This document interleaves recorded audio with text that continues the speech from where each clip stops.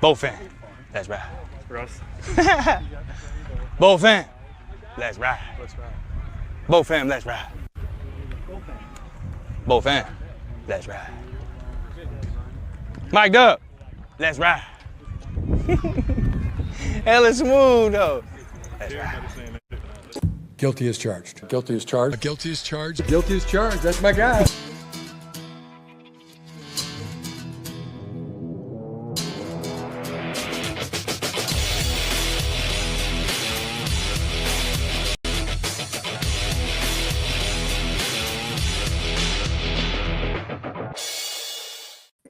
Bravo, Tyler, on the intro. That was fantastic. That was a surprise to me. I didn't know that was happening. So cheers to you. Excited to be here today. My name is Steven. I am the host of the Guilty as Charged podcast. And joining me is the man behind the intros, behind the Let's Ride Guilty as Charged intro here, my guy, Tyler. What's up, man? How you doing tonight? Doing pretty well. I don't know what else to talk about, but I think there's... Oh, wait, I don't have to change the jersey behind me because I've left it up this whole time. Good vibes. It's still there. Keenan Allen is back. Let's ride. Yeah, Keenan Allen is back. A 1 year, up to $8.5 million contract officially with the Chargers to come back for potentially one final ride. We'll see what happens. But, we have a lot to get into with all of that. Unfortunately, we do have to touch on the Chargers center, quote unquote, competition coming to its end. But we'll focus a lot on, obviously, the Chargers, Keenan Allen situation. We were going to go live about 7:30. So I get home from work. I get into the gym downstairs that I have in my garage, start working out. And I'm like 25 minutes in. And Brooke is like, she comes out and she's like, hey, did you know Keenan Allen is back? And I was like, no. She's like, oh, I think that just broke then. Like, do you need to like go do anything? And I was like, yeah, let me go back and do some tweets real quick. Finish my workout, and here we are, an hour and a half earlier than we were going to be. So very excited to talk about Keenan Allen back with the Chargers. We'll touch on all this stuff. I'm going to try my best to keep Greg Roman out of this conversation and focus really on Keenan Allen. But it should be fun. A lot of great comments in the chat already. Tara Romero says that her heart is full.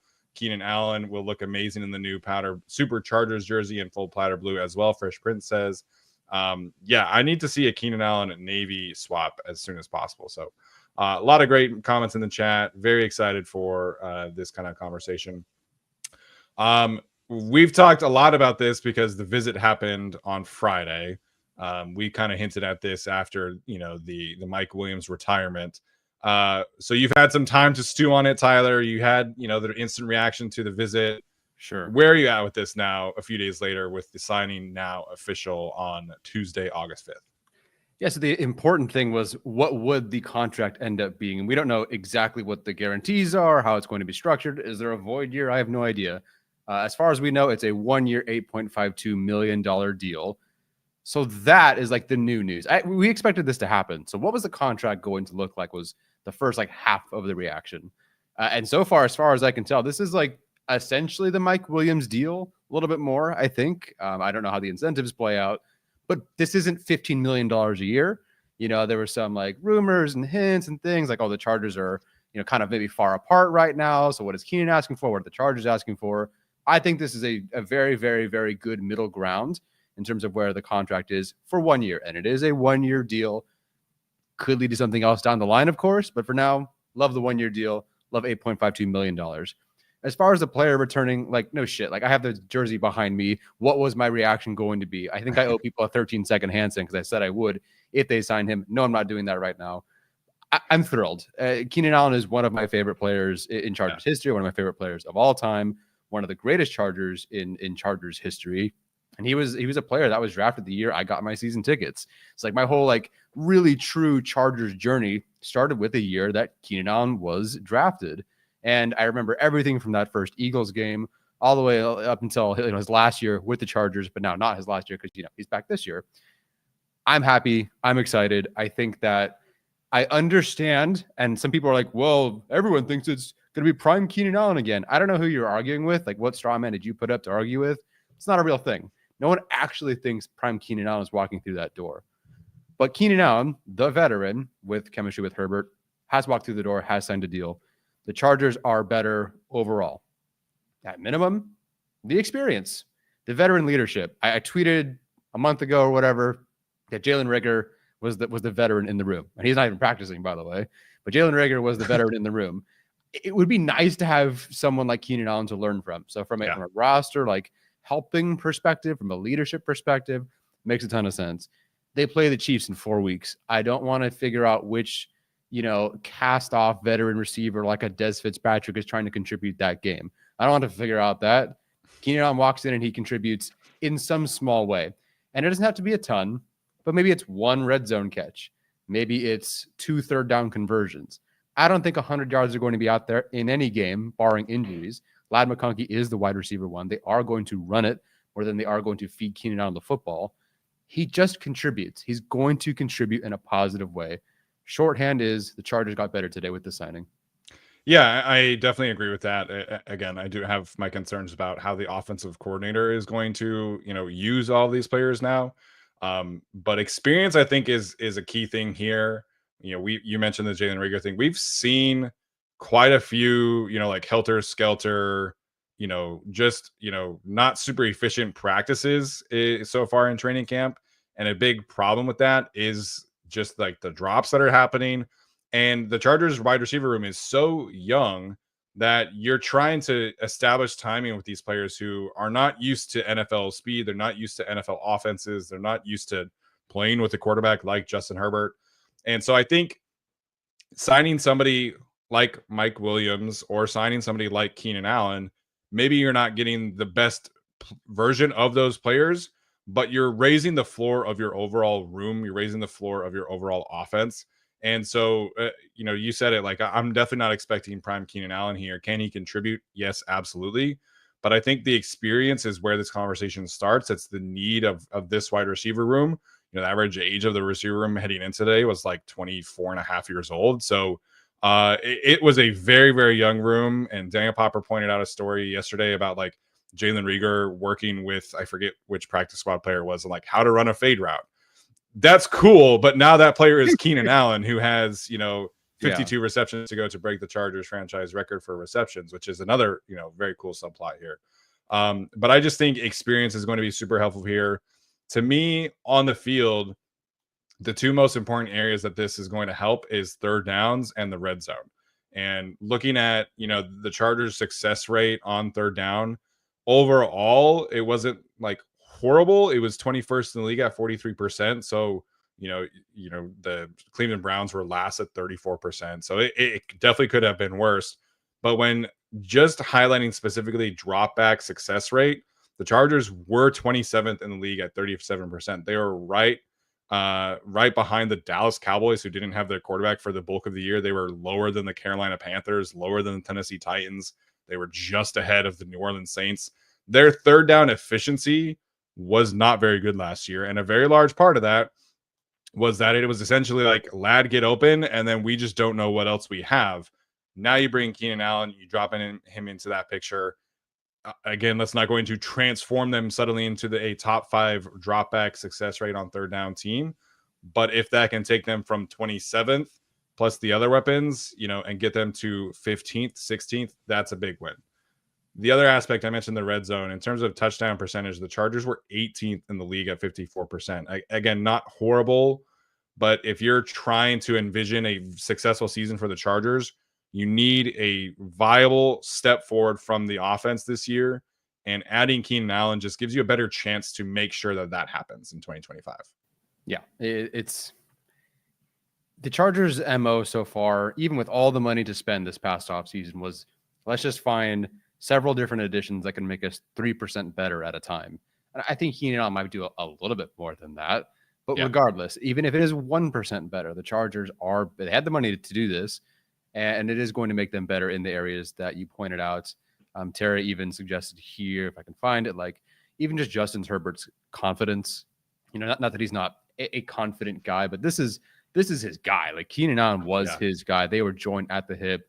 Yes, of course, there's a connection with McConkey now, but like they were very, very close bromance style. I'm sure they were messaging back and forth, probably all offseason, about this potentially even happening, because this doesn't happen without Justin Herbert's approval. Of course, he's going to say yes.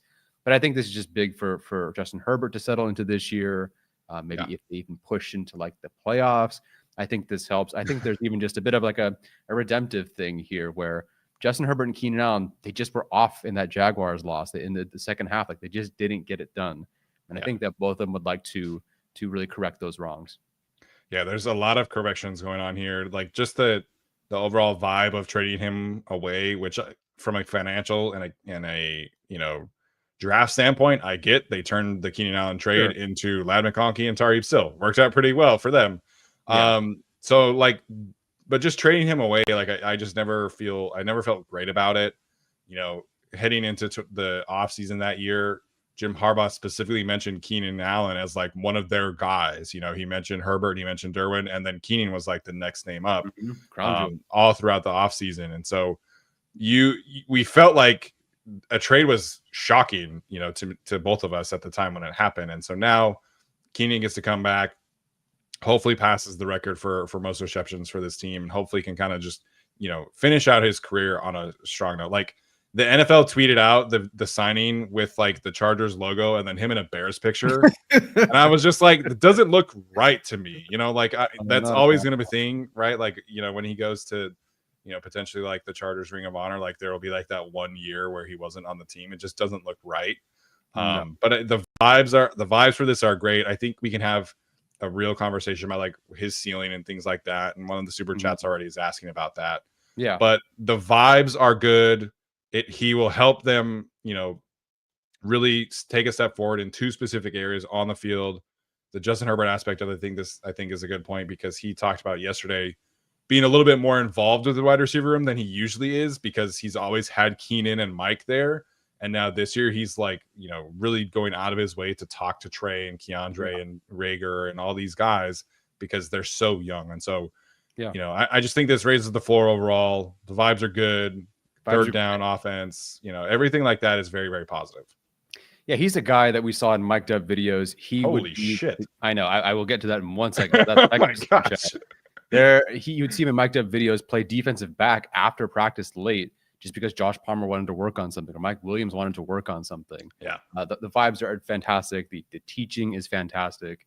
And he is 52 receptions away from passing Antonio Gates for most receptions in Chargers franchise history. You can talk about ceilings. I think he can pull that off this year. Now, I think he can definitely pull that off. Just real quick before you get to my holy shit comment.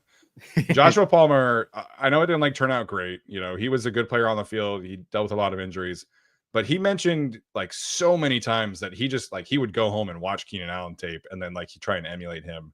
And Keandre is a very different player, but I do see a lot of similarities between how Trey Harris can take his game to the next level by learning from Keenan Allen. So I know that Trey doesn't play in the slot a lot like that, but sure, their body types are pretty similar. The way that they move is pretty similar. Obviously, Trey Harris is a little faster, but I think specifically for Trey, I think this is going to pay a lot of dividends for the longevity of his career, having Keenan there to teach him, all the little nuances and things like that. Yeah, for all the receivers that, and most outside of the first round, and even in the first round, don't have this developed route tree. Loved Trey Harris. I was indifferent on Keandre Lambert-Smith. Regardless, both of them weren't running a crazy varied release package and route tree say a Ohio State first round receiver might. This is going to help tremendously. Trey Harris in particular, just being a little bit of a taller guy, bigger guy, and just, again, that throw to Trey Harris, I know it's a week old now, but the Trey Harris throw near the end zone, splitting two defenders, that was just like he would throw to Keenan Allen. So now having Keenan Allen to work with him, to learn from him, I mean, it's the best mentor you could possibly ask for. Oh, and by the way, he will also be doing it on the field and showing you on the field how to be a pro. And I think I think structurally the Mike Williams signing made more sense, but Mike's never really been that kind of guy as a leader. He's always just been a lead by example type. Keenan Allen has said several times he would not be the player he is without the leadership of Gates and even Stevie Johnson. So he's always felt the need to go out of his way to pass things down. So we all know that he's going, even if he's not playing at the same level, he's going to make sure that he is teaching these young players as best as he can And I have kind of felt this a little bit, but Sanjay Lal is potentially one of their best position coaches on the team. Like he's doing a fantastic job with all of them. So now you get a great position coach, you get Keenan in there. I think again, just the teaching of the receiver position is going to increase a lot here. So again, a lot of positive vibes. Potentially the biggest sign of a positive vibe. I don't think I've ever seen a super chat this big in the history of our show. Huge shout out to Shalaster. I'm gonna guess how that's said. $130.13 super chat. Obviously, very intended towards Keenan Allen there. Sure. Cannot say how much we appreciate that. Just super, super kind and generous. He says, one of my favorite receivers back with the team. So happy to see what he can do. Yeah, that is, if we weren't mid-sentence, that is a total showstopper super chat right there. And we will get to the rest for sure. But $130.13 just to say, like, one of your favorite receivers is back. One, I'm so happy for you because you get to see a player that you love. And two, thank you so much for that. That means a lot to us to do a show like this and to, whatever it is that we do for you to help you pass the time, whatever. Seriously, thank you so much. Yeah, really, really appreciate that. Didn't even have a question. Just send in a super chat. Oh, right. It just wanted nothing from it. Just to celebrate with all of us. I think that's pretty dang cool. You guys can send in a 13-cent super chat if you'd like as well. Like, yeah, we'll take a 13-cent super chat. Yeah, absolutely, if you'd like, just for funsies. But yeah, that's a wall of fame super chat level right there for sure. Yeah, I didn't know you could do that. I didn't know either. Like occasionally I'll see some amount, so I'm just like, I didn't even know you could do that. But yeah, really, really appreciate there. We'll get into some of these other super chats here. This was a fun one. New Jersey Savage says, "Bull fam, let's ride." Tyler, you are the GOAT for that intro. So I really hope that people appreciate the fact that Tyler was able to put that together like that. So truly, it was a surprise to me. And I loved it. Hopefully you guys felt the same way. Yeah, that was fun. I realized I had about 30 minutes to go. I was trying to eat food and do Premiere Pro real quick. It didn't take long to do, but there's you got to export, you got to upload, and got it done. So that was fun. We did that once before, I think after they beat the Broncos a couple of years ago. But yeah, to have that in an episode like this was pretty fun. Yeah, no doubt. We'll get to a couple other ones here. Chorizo con Papas wants to know, again, we'll jump around here, but he wants to know the worst, the best, and the most realistic case for Keenan in 2025. Worst case is kind of a DJ Chark situation where an injury pops up and he barely contributes. Like, so I don't think it'll be that bad. And when he's on the field, he will have chemistry with Herbert. But, 100 yards, 12 catches, and oops, like just didn't work out. Best case scenario for Keenan Allen, which would also the best case, and assuming everyone else is healthy, I would say 800 yards. I think 800 yards is a kind of a best case scenario. He will have fewer than 7 touchdowns because he can never break 6, apparently, for whatever reason, his whole Chargers career. So I think like 800. You can honestly just kind of slap Quentin Johnston's stat line with a bit more efficiency on there. And I'd say that's maybe like the best case scenario. I know it's Keenan Allen. I love the player. Again, jersey's behind me. I just don't see anything over 1,000 yards in the cards this year. If McConkey is healthy, if Johnson is healthy, and Trey Harris contributes, and Counter Lambert Smith contributes, and at least Hampton is running the football. We'll see with Najee Harris, and they have Conklin. I don't see anything more than that. I'd love to be surprised, but if everyone's healthy, I don't see it. Realistic, give me 600 yards. 600 yards feels kind of realistic, unless they genuinely have no plans to have him do all that much and Quentin Johnston to take double the snaps of him, which I'm not all about. I don't care what their plan is. At some point, Herbert's going to go, nah, we ain't running that. Like, Keenan Allen has wanted him to do, and just like, we're going to throw it to Keenan Allen. Like, we're going to throw it to Keenan Allen. Yeah. Against the Chiefs, everyone's going to throw everything at McConkey. And it's like, okay, throw to Quentin Johnston or throw to Keenan Allen. I can bet you $1 million which one he's probably going to pick, or at least would like to pick in that scenario. Yeah, as long as there's like the ability to make that choice. But as an aside, so I went on StatMuse and looked up most receiving yards by a 33-year-old in NFL history. Jerry Rice at age 33 had 1,800 yards. Oh, wow. I mean, I knew he was productive, but shoot. Holy cow. Yeah, there are actually a lot more receivers who have had 1,000-yard seasons at Yeah. age 33 than I would have guessed. I was thinking Mhm. that number would be much lower. Yeah. That number is 20. I don't think that he's going to be 1,000-yard receiver, to be absolutely clear. Mhm. I just don't think he's going to have the volume, and Right. I think they're going to get a more efficient version than what the Bears had last year. I just like the offense, I think, is going to be a little better. Quarterback's better, quarterback. obviously. Yeah. But the volume is just not going to be there. So he had 117 targets in Chicago last year. He did hit 7 touchdowns, and he also had 7 touchdowns the year prior. So Yeah. he managed to surpass 6. But Fine. I think best case scenario is probably in like that 800-yard range, just because I don't think the volume is going to be there. Right. I don't think he's going to play nearly as many snaps as he ever did previously with the Chargers. Mhm. For whatever we all think about Quentin Johnston and Trey Harris and Keandre Lambert-Smith, Sure. they're going to play. Like, they're invested in these young receivers, whether you like it or not, particularly about one specific player in that trio. They're going to play, and they're going to soak up targets. The tight end room is much better than what the Chargers had when Keenan was here previously, where it was only Gerald Everett. Now you have Will Dissly as the third passing option, who just had a 500-yard season. So there's just more depth to this roster. The pass catching options are just different. So best case scenario to me is like 800 yards, 6 to 7 touchdowns, and he just like helps elevate the offense overall. Worst case scenario, I think you nailed that one. I think most realistic, I'm probably closer to like 500 yards and 5 touchdowns. Again, just there's so many options on this team now. But I still think that would be classified as a successful season for him. As long as he gets that record, I'm cool with whatever after that.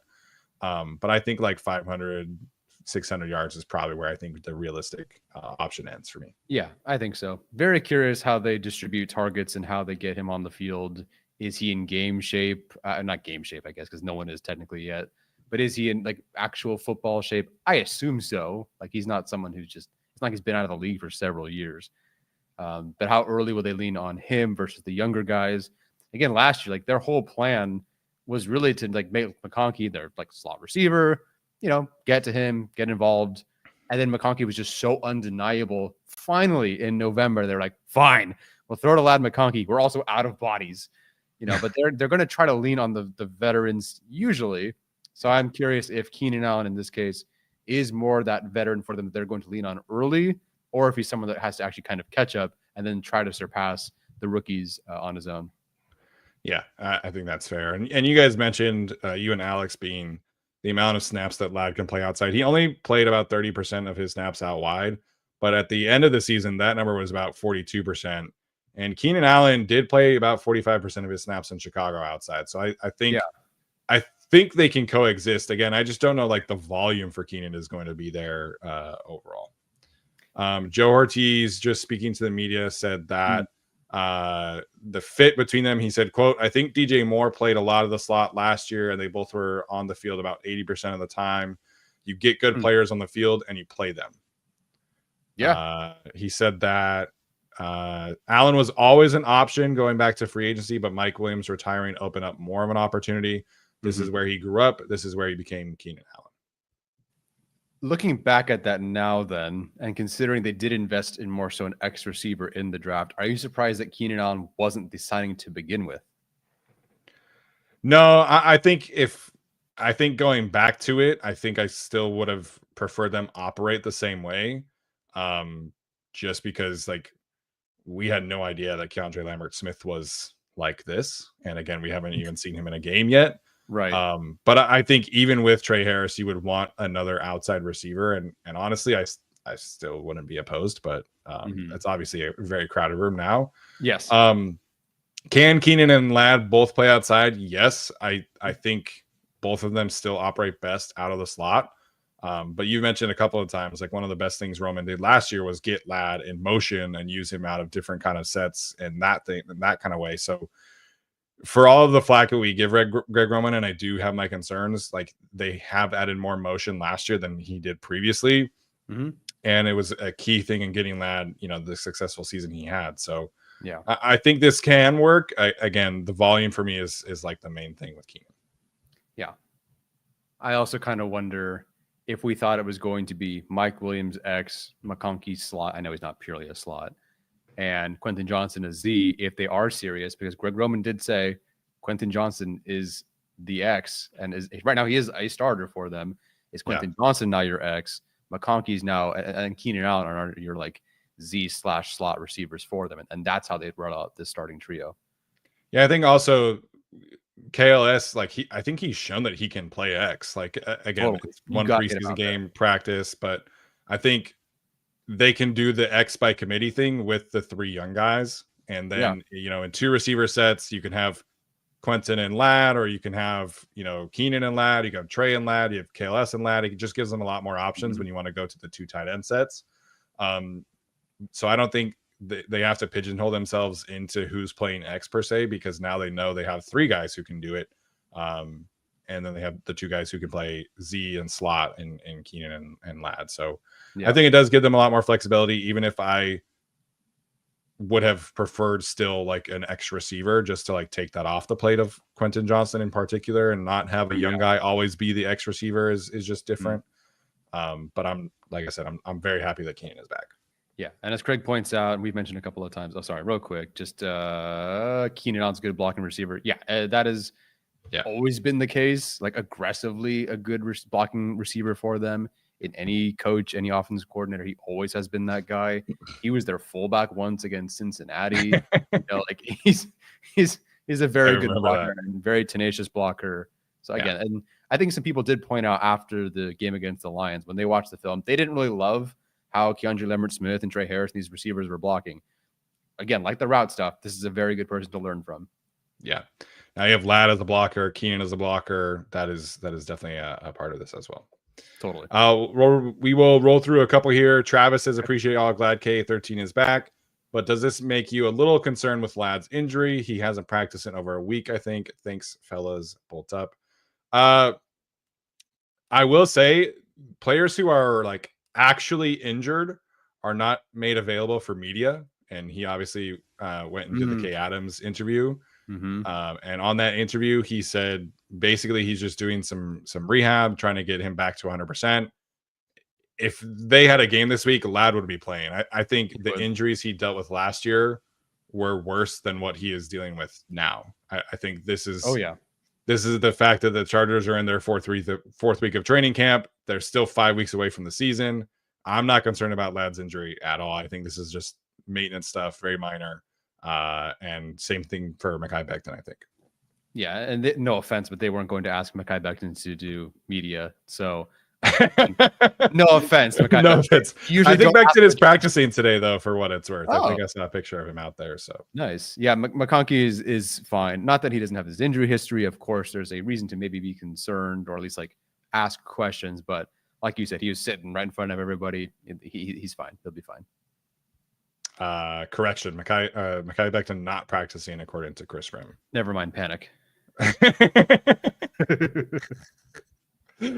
Yeah. Ron P. Melkula. I'm sorry. Anyways, shed a few tears when the Chargers posted the Allen tribute video. I can't believe he's back. Forget how he fits. The Chargers are a better team today. I tend to agree. I think that's a good point from Ron. Yeah.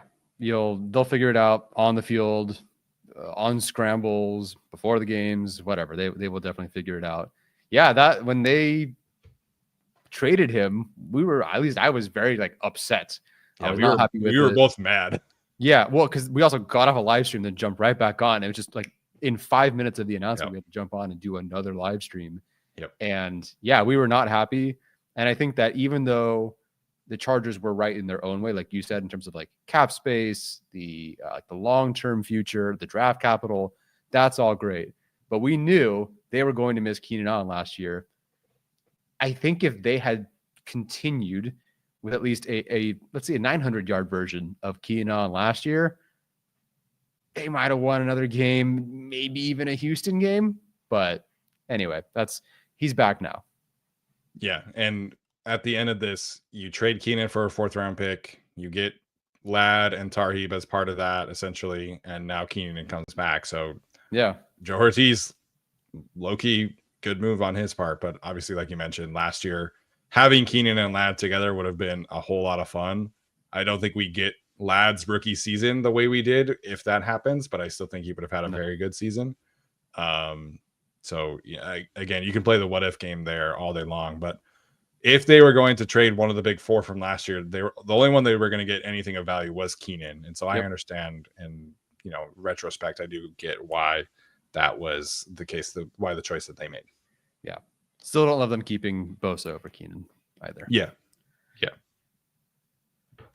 Gary Rockwell says, hey guys, as far as KA being an exclusive slot player, didn't he play about 40% of his snaps last year outside of the slot? It was 45%, like we said. Traditionally speaking, he has been definitely more of a slot receiver. With the Joe Lombardi offense in particular, he was about 65%. In 2023 with Kellen Moore, that was 60%.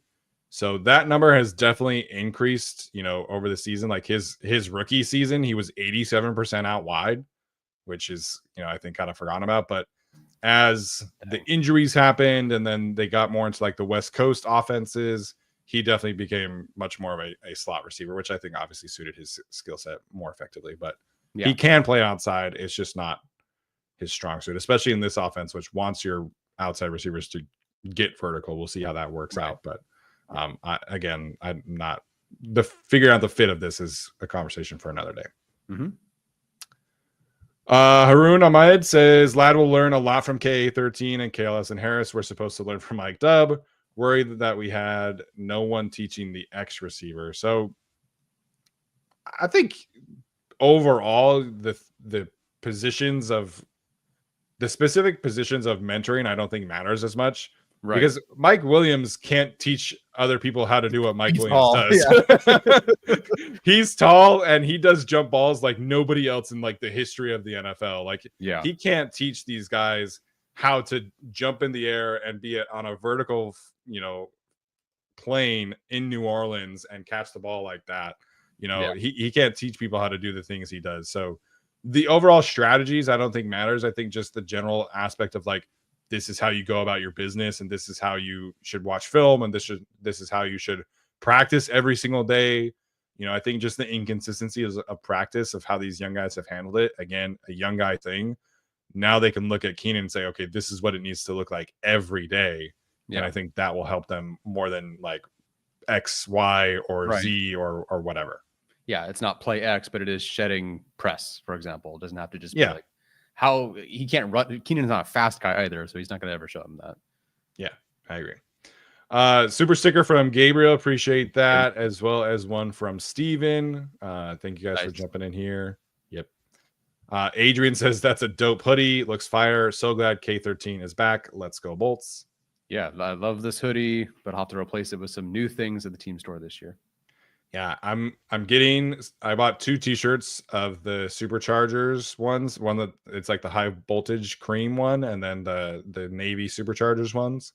They're supposed to be here tomorrow, so excited for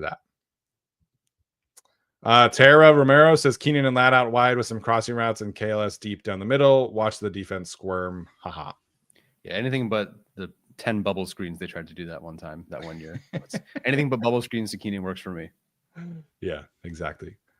Slayer is back. This from T. Chris Smith. Other than Ladd impact on rookies, so I think it's obviously going to specialize the two of them a little bit more.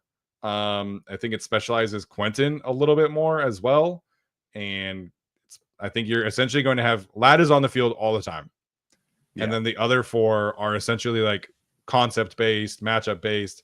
Because Keandre Lambert-Smith is the fastest of that group. He's probably going to be on the field quite often. And, Trey Harris is fast as well. Quentin, there's different values here. But I think, we're heading into the season before today thinking like, okay, Trey Harris is going to be a starter. He's going to play a ton. And Keandre Lambert-Smith is going to play a ton.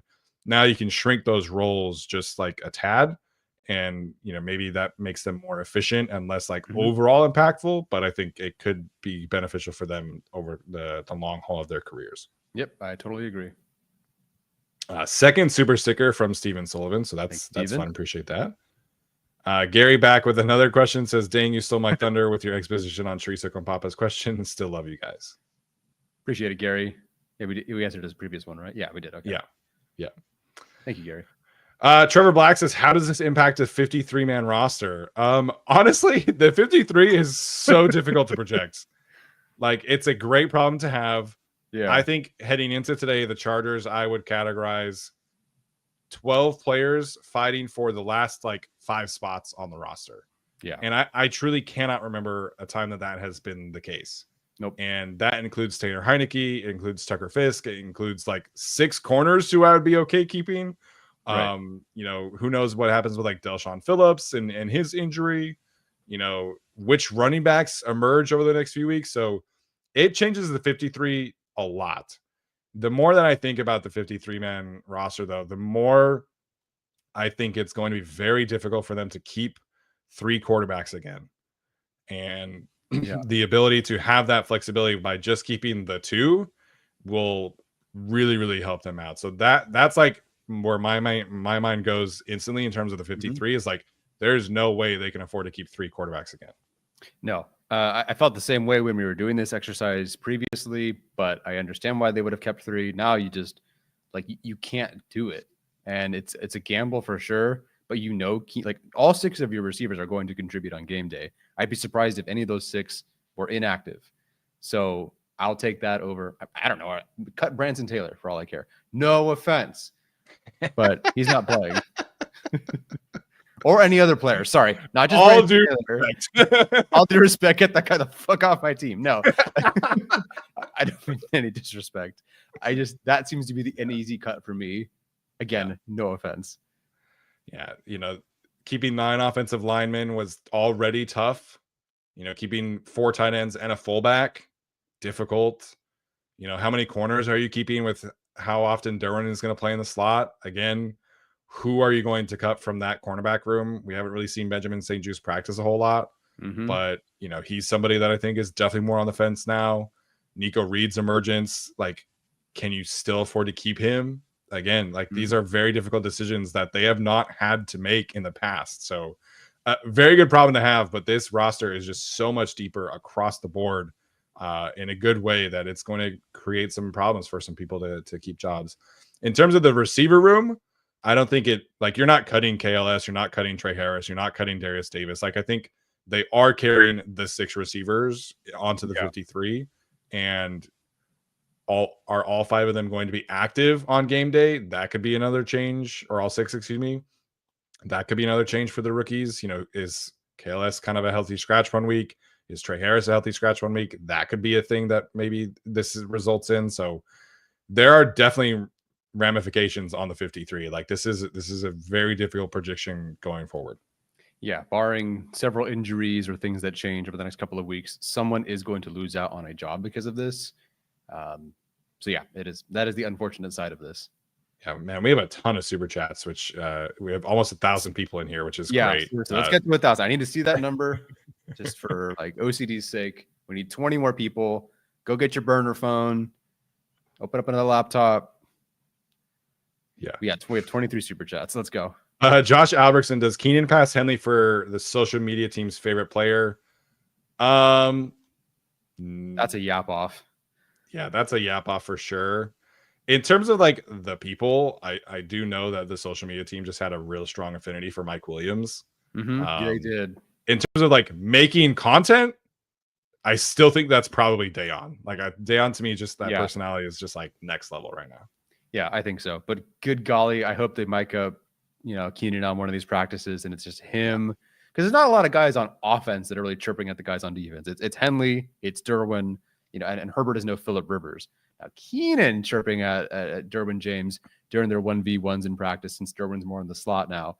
That's going to be fun. That content right there is going to be beautiful. Yeah.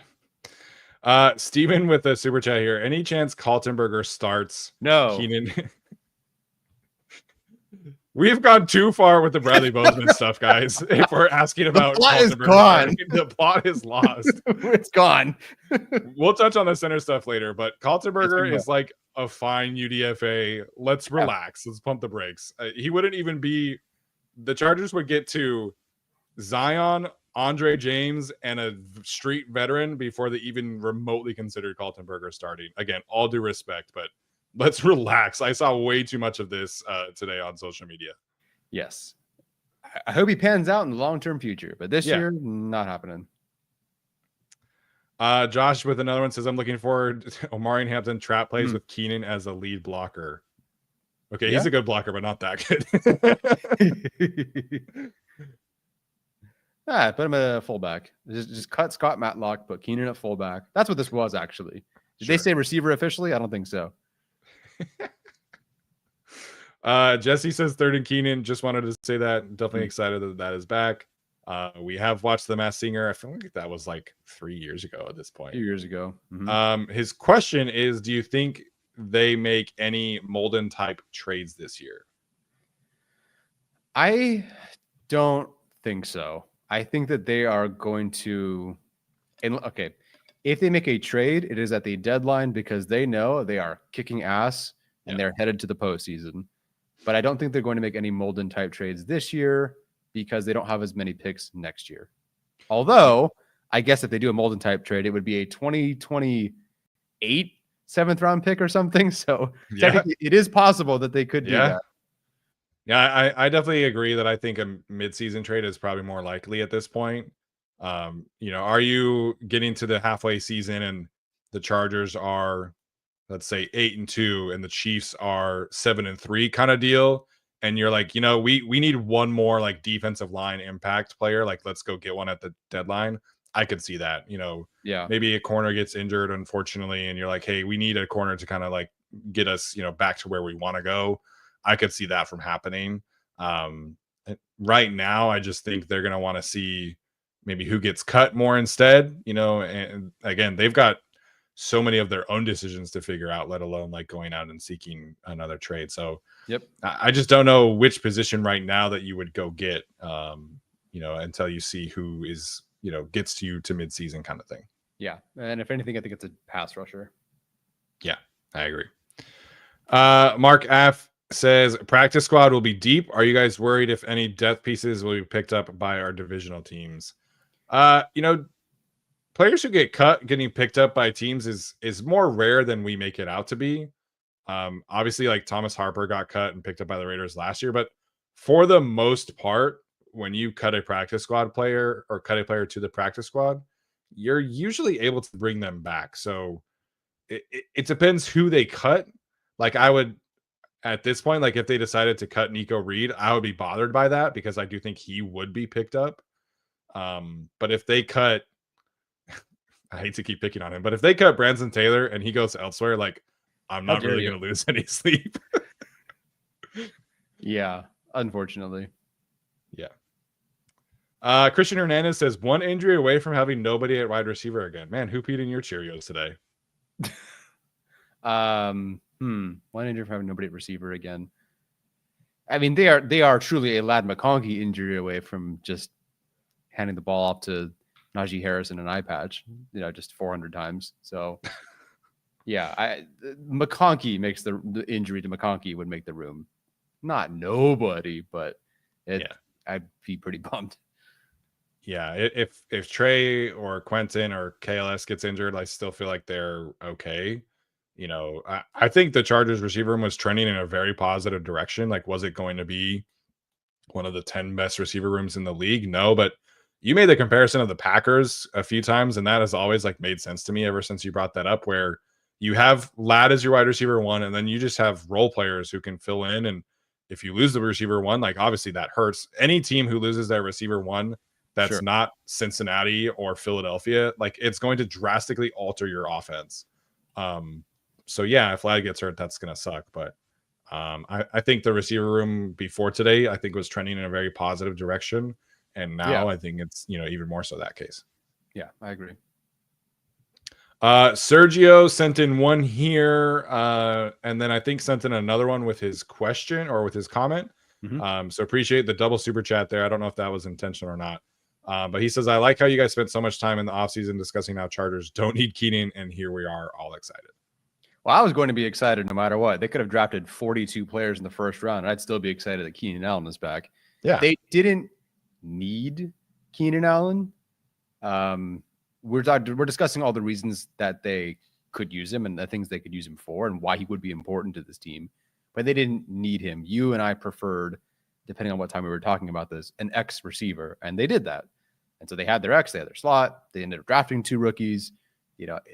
Burton Rice could have been something. He wasn't. So like they didn't need Keenan Allen, especially at the time we were discussing it. Yeah, I think that's fair.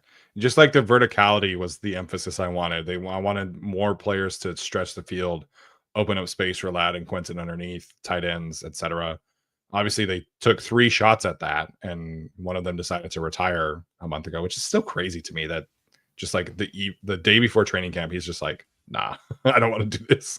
No, and not a peep from him otherwise. It was a thing from the agent, and that's it. Like I have no idea. 1,000. We have 1,000 people. Yeah. Hey, woohoo. 1,000 people to have us start talking about center. Let's go. So excited to get to that. We have a few more super chats to get to. Steven Sullivan says Saturday morning inspection did a YouTube film review titled Chargers rookie Josh Kaltenberger has massive potential. Never played, but thought he looked. Yeah, I don't know, man. Like he executed his role well. Mm-hmm. Massive potential is insane. That is engagement baiting to the highest level. Well, I wasn't gonna go that far, but good for them. Good for them. Yes, it is. I saw the account. I saw I kind of scrolled through the video, did the work. Like whoever this person was absolutely seemed to have done the work in watching the game, and I respect that. But massive potential is brutal. Yeah. Can he stick on the practice squad? To highly athletic player. Sure. Yeah. If he is on the practice squad next year, maybe he's actually your center 3, into the offseason. Cool. That's great. Getting somebody with massive potential as an undrafted free agent is very, very rare. So, yeah. But this person did actually watch the tape, and so they do deserve credit for that. Mm-hmm. We already talked about Sergio. Steven says, sorry for being annoying on a Keenan Allen high. Definitely not annoying at all. You're not the only person talking about Kaltenberger today. I understand the frustration about center. We'll get to that in a second. So I get it, and we appreciate the super chats, but not annoying at all. No, not annoying. I work with kids, so I got tons of patience. I got 3 younger sisters, man. My patience is like all the way up here, man. Yeah, 100%. Zach Scott G says, I normally never buy into trade scenarios, but I wouldn't mind the Chargers giving up a lot for Micah. And then he says, parentheses, pipe dream, I know. I'm so torn because half this team doesn't exist next year. And yeah, sure, Joe Ortiz, they lost players. They can find players, sign cheap guys, draft a little bit, whatever.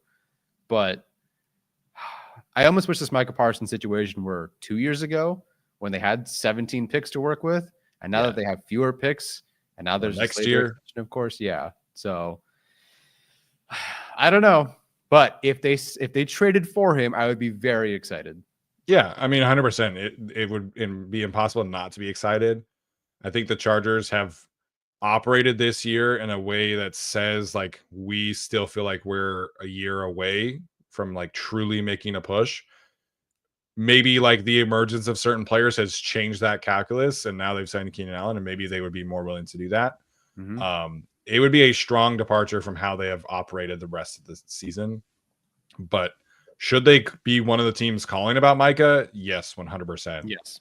I think anytime somebody like this becomes available and you have the cap space to absorb his contract, it would be irresponsible to not at least call and see what it would take. And just like, imagine being able to tell Jesse Minter, hey man, like we just got Micah Parsons, like that alone, like just the amount of things that Jesse Minter could cook up with Khalil, Thule, Micah, Dayon, Derwin, like these guys who can blitz really well, like that would be insanely good. And that would take their defense from like just being super sound, high floor to, okay, now we have a potential Super Bowl defense. So I would totally be on board with it, but it would be a big departure for the Chargers and how they've operated up to this point. Mm-hmm. Mm-hmm. IGNIN7 says, I'm a bit late, but how does the Keenan addition affect the receiver room? I'm assuming 6 on game day. Other than that, I'm stoked he's back. Yeah, I would agree. 6 on game day. If they did make one player inactive, I do believe it would be Keandre Lambert-Smith. But I think all 6 will be active initially, especially with maybe some uncertainty with Keenan on, like still trying to work his way back. Maybe McConkey does have a minor thing. I don't know. But I think 6 would be active on game day.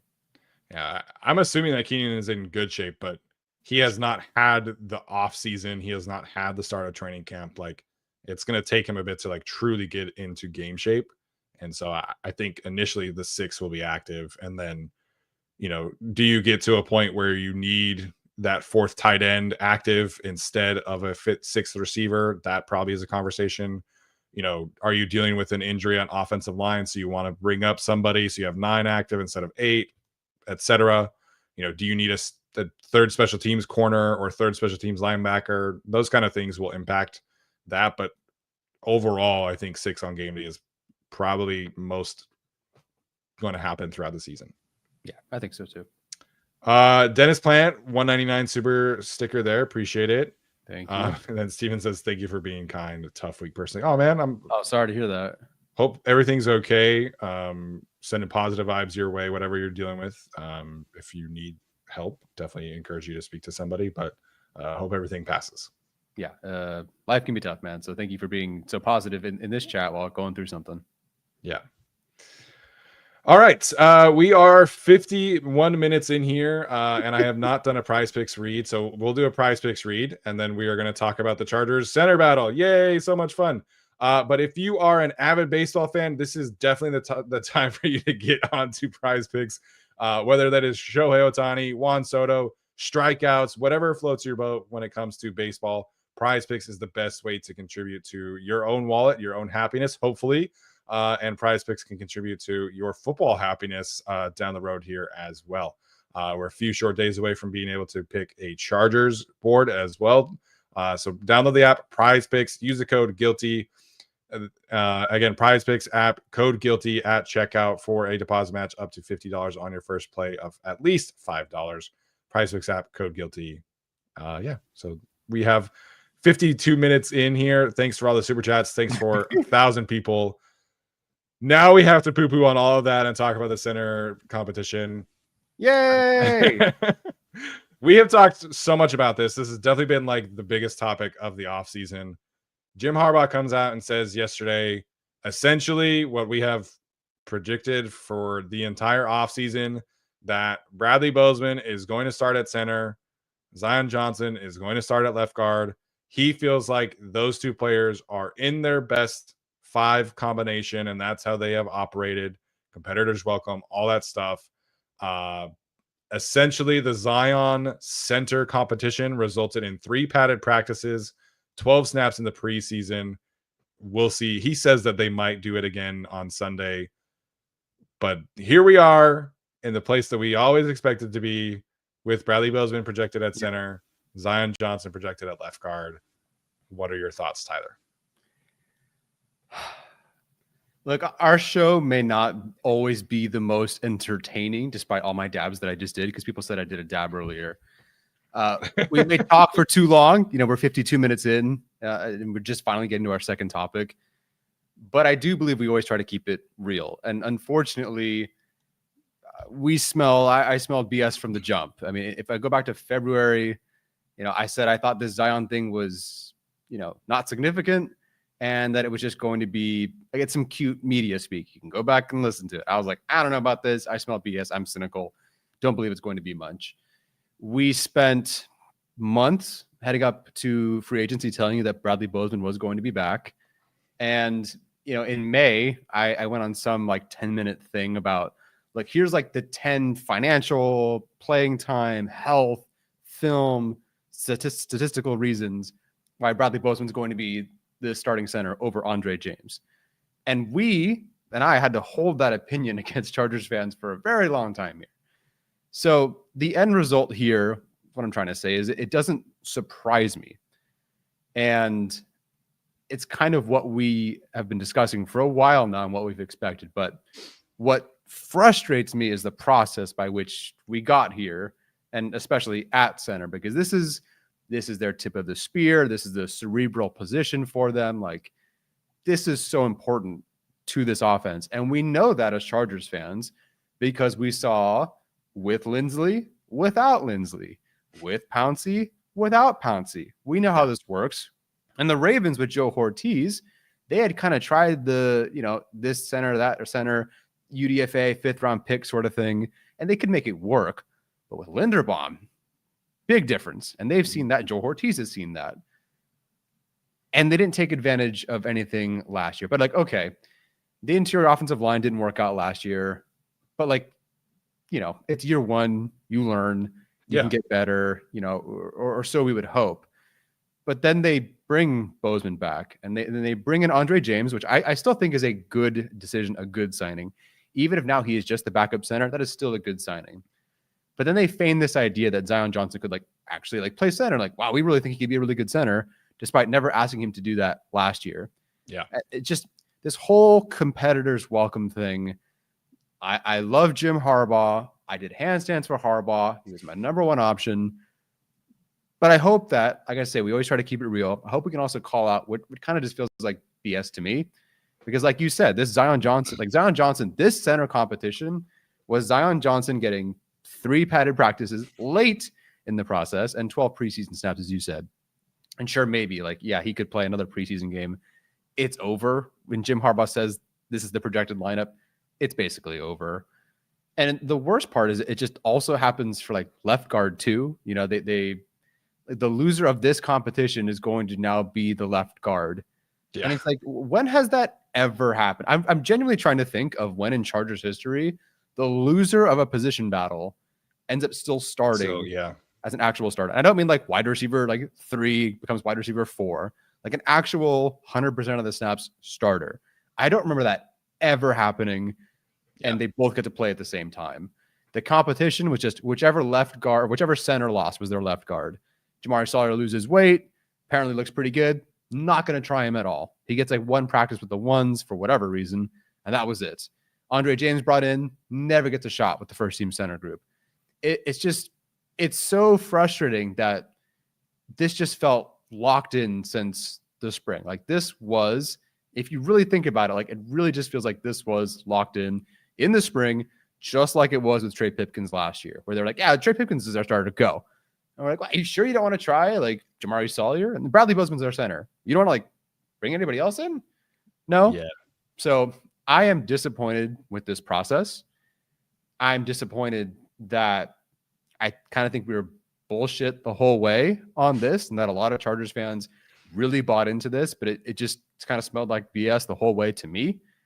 And I'm bummed that, you know, what is it? Almost 700 days since Corey Linsley took his last snap for the Chargers. We are nowhere closer to finding a center of the future. So overall, even though the result does not surprise me, I am disappointed with this entire process. Yeah, I think that's very well said. I think all of us are very happy with the Jim Harbaugh, Joe Ortiz experience up to this point. The way that they have handled the entire interior offensive line has been a disappointment. Going back to not drafting any potential center in the best center class in like the history of the NFL last year. They signed Sam Mustaver, you know, to do that whole experience after giving Brendan Hymus the entire offseason of being the backup center last year. And then this year with all the stuff that, you know, you laid out here, I can understand in a vacuum why they landed on Bozeman and Andre James being their like center solution, because this year's center options were not great. They could have tried to do the Ryan Kelly thing. If you have listened to him talk about it, him and Will Fries wanted to play together, and the Chargers didn't have the space to do both. Like they could have potentially made it work, but they were not getting both of those players. And so they go to Minnesota together, and Will Fries gets a massive 5-year contract for whatever that was. So there just weren't a lot of great options. So those two being the options in a vacuum, I understand. The draft class was horrible. The league hated it. There was 2 centers drafted. So I get that. I never once thought the Zion Johnson thing was real. The second they brought Bradley Bozeman back, I knew that was not going to be the case. If they were serious about playing Zion Johnson at center, he would have been the starting center right away. You know, he would have been taking snaps with the first team offense at center the entire season, and they would have figured out left guard in some other capacity. So like you said, I just feel like we were led astray a little bit with this. To me, it's just really frustrating. The entire off season, you just don't even consider any other viable competitor for a potential starting position. And there was like a little bit there where Greg Roman was like, yeah, Jamari is going to be an option. Andre James is going to be an option. And then the next day, Jamar was like, no, that's not happening. So it's just like, again, very, very happy overall with the experience. But the frustration here is just the lack of real consideration towards solving that spot. I think Mekhi Becton is going to elevate this run game. Like, he is an absolute house of a man, and he is going to change the run game. I do think he can take a step as a pass protector as well. I know like his pass blocking efficiency rating last year wasn't great. I think he can take a step forward. If he gets injured for any period of time, we are right back to the same interior trio that allowed Justin Herbert to get hit 16 times or whatever it was in Houston. And it's great that Jamari Sawyer has lost a lot of weight. That doesn't always change your ability as a player. So that part is frustrating. The just overall lack of competition is frustrating.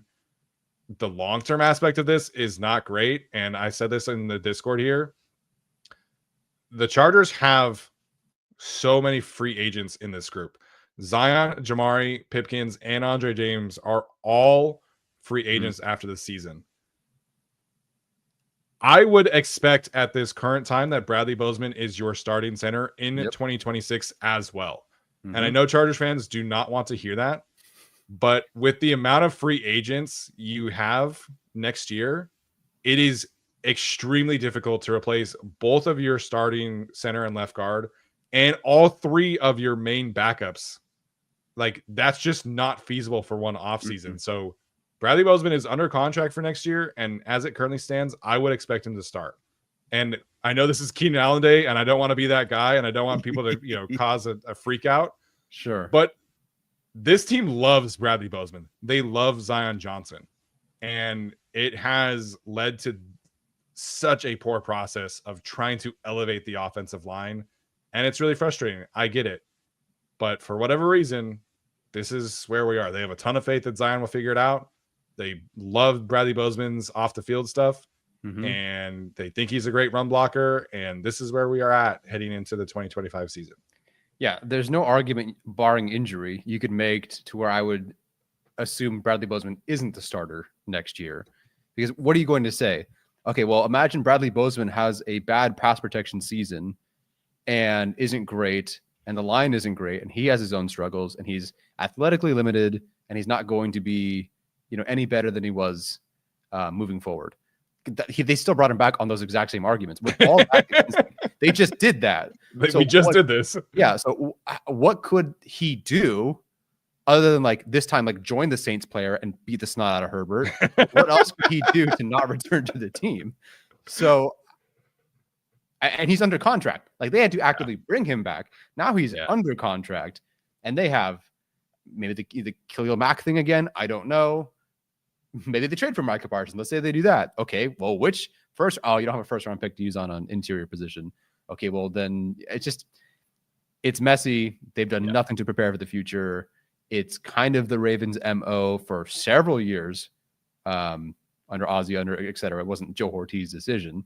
That it was kind of their MO for a while there. And I wonder, I'm very curious if they could go back, if they would have redone this despite all their public praise and all their public supporting of these players. I wonder if Joe Horty could go back, if he could maybe have learned from this offseason and redone it, because it almost feels like, as an inexperienced guy. So one of the weaknesses of Joe Ortiz is that he was never doing the cap stuff, doing the free agent stuff. He was personnel, the draft, that sort of thing. Scouting, yeah. Yeah. So I'm very curious if he maybe got a bit overwhelmed by, now granted, people spend a lot of money on these interior players, but I do kind of wonder if a more experienced guy would have navigated this interior spot a little bit better. Otherwise, everything is almost perfect. Like, sure, we could, this and that, whatever, but everything's pretty much good. This has just been such a strange, glaring oversight by the team. I hope it works out. Like, as we kind of close this thing out, I hope this works out. I still root for the Chargers. I root for Bradley Bozeman. I root for Zion Johnson and everybody. I hope it works out. I hope I'm wrong. I hope you all laugh and clip this out and say that we suck and we're stupid, blah, blah, blah, blah, blah. It's better for me that way. I hope to be wrong in this situation because the Chargers are good. Yeah. I just don't think I'm going to be. Yeah, I think the potential regret is going to be from last season not drafting one. So Junior Colson, again, we all love the pick. I'm not saying that I'm not happy about the pick. We'll see what happens. Cooper Beebe was 4 picks after that, and he's already a legitimate starting center for the Dallas Cowboys. Yep. Christian Haynes went after that. They could have taken him. He's a good player. We'll see about Zach Zinter. Dominic Pooney for the San Francisco 49ers was pick 86. He's been a good guard for the 49ers already. In the 4th round, you have, Tanner Borneliti, who we've mentioned, Mason McCormick. These are all guys who have started and been good players already. Cedric Van Pan Granger for the Bills went the pick after Cam Hart. Again, I'm very happy with Cam Hart, but would you rather have that right now? I don't know, man. And then obviously my guy Hunter Norzad in the 5th round, who's just gonna be chilling in Kansas City for the next 5 years because Creed Humphrey never misses games and stuff like that. So I think if you put Truth Serum in Joe Ortiz and asked him one thing he regrets, I think he would point to not taking an interior player last year. So it's tough, but I think this is where they're at. They're going to have to hammer interior in the next draft. And again, are you going to start 2 rookies in a potential Super Bowl push? I don't think so. So it's just, I hate to poo-poo on Keenan Allen coming back day, but the ending of this center quote unquote competition is just, it's easily my biggest complaint about the Harbaugh Ortiz experience. And to me, it's like a big stain on everything else because they have not handled it very well at all. No, and it's such an obvious glaring weakness. It's almost a shock. It's a extremely obvious glaring weakness that kept them from winning meaningful games, including the playoffs. And it is specifically the area where Harbaugh loves. Yeah, it makes no sense. Is guards. Their tackles were guards. Their centers were guards. The whole Michigan line was just a bunch of big guards. I don't know what happened. They won not Joe Tippmann. What's the award? Joe Moore Award 2 times, I think. That Michigan, or they were runner-ups or whatever. This, yeah. It just, I don't get it. It's an obvious weakness. It's what you love to do. It doesn't make any sense. No That's sense. like me declining white rice. It's impossible to imagine that happening. No, thank you. Too much. I couldn't possibly. It's right there. Yeah. Anyway. Now, if you had told me 2 years ago or 3 years ago, whatever, hey, the Chargers are going to hire Jim Harbaugh, but they're only going to draft Joe Alt and then some random 6th rounder. And I'll be like, no, you're crazy. They're going to be taking offensive linemen up the wazoo. Yeah. So, they're going to have to draft interior offensive linemen heavily over the next couple of drafts. And this team also needs a long-term defensive tackle piece. They need a long-term edge rusher replacement for Khalil at some point. Mm-hmm. So again, very positive. I think the arrow is pointing up for this franchise. But the way that they have handled this is easily the biggest complaint. And I don't think there's even a second, option there. I don't know, man. Could they invest in a primary corner? Maybe. They've done a great job finding 5th round starting caliber corners in the 5th round. So it's just frustrating. If the Chargers don't hit their ceiling, I think it's going to be because of this interior group and because they didn't take the leap they needed as a run blocking unit. They still have the same pass protection unit questions. So it's just frustrating end to something that didn't need to be like this. Yeah, unfortunate. But I'm glad you guys liked the rice analogy. Now I should just do my draft prospect grading like that. How many grains of rice out of 10? How many scoops of rice? Okay, what is your take on Laud's fried rice? Okay. Yeah, 100% fried rice over white rice, but I could make white rice so much easier. Rick says Tyler is Asian. Brett says rice is life. Rice is life. First of all, it's a very difficult sentence for me to say, so how dare you? But yes, rice is life. Marcus says white rice with chopsticks, or are you considered white, Tyler? Oh yeah, chopsticks, hold the bowl up to the mouth, all that sort of stuff. Hey man, I'm bad at math. I can't play the piano. I'm a great driver, but by golly, I can use chopsticks. That's great. I love it. But just I am half Chinese making these comments, just so we're all clear. Yeah. For any of the new subscribers, thank you for being here. I am half Asian. I am 100% white, in case it wasn't clear. I do speak Spanish, though, and I've lived in 3 Spanish-speaking countries. So there you go. I visited China once. Yeah. Nice. Our last super chat of the night from Athir says, Keenan is back in the driver's seat. Phone MVP. Let's go. Cannot wait for the season to come. You think I'm crazy? Well, I am. I think you're passionate here. I don't think you're crazy. And look, you know what? I take that back. We're all a little crazy. We're Chargers fans. Like, we got a little bit of that. Yeah. But are you crazy? No, I just think you're a very passionate, diehard fan, and I respect that. And you're always in here. Phone MVP. I'm not quite sure what that part means. I think he meant like 4 MVP. 4 MVP. Yeah, sure. Why not? Let's do it. I mean, we're all crazy. We had 15,000 viewers on the day 3 draft this year. So like we're all crazy, you know, but that's why we love you guys. And that's why you love us. Yeah, exactly. Driver's seat for the MVP is, I love Justin Herbert. That's not him, but that's okay. To me, that's probably Josh Allen again. Yep. Yeah. It's at least 4 quarterbacks before you get to Herbert. No offense to Herbert. Yeah. Well, I will not be cutting like Brenton Taylor. No, and there is no Trey Lance debate here. I know that there's like certain members of the media who think that, but that is not happening ever. No, I highly doubt that one. Oh man, what a day for Chargers land. I think practice is about ending, so we'll have takeaways from yesterday's practice, today's practice, and Thursday's practice. On Thursday, we'll talk about the Saints game, which weirdly is like a lot of reunions going on. Obviously, Kellen Moore, Brandon Staley coming back. It's going to be very interesting to see if anything gets, brought up there. Mm-hmm. But yeah, we appreciate the heck out of you guys for tuning in. Like we said, 1,000 people in for a Keenan Allen reunion. Love to see it. Great vibes. And then we had to poo-poo all over it and talk about the center position because that's where we're at right now. Again, make sure to like, subscribe, comment, all that good stuff. It does genuinely help support the show. And we will see you next time. As always, Bolt up.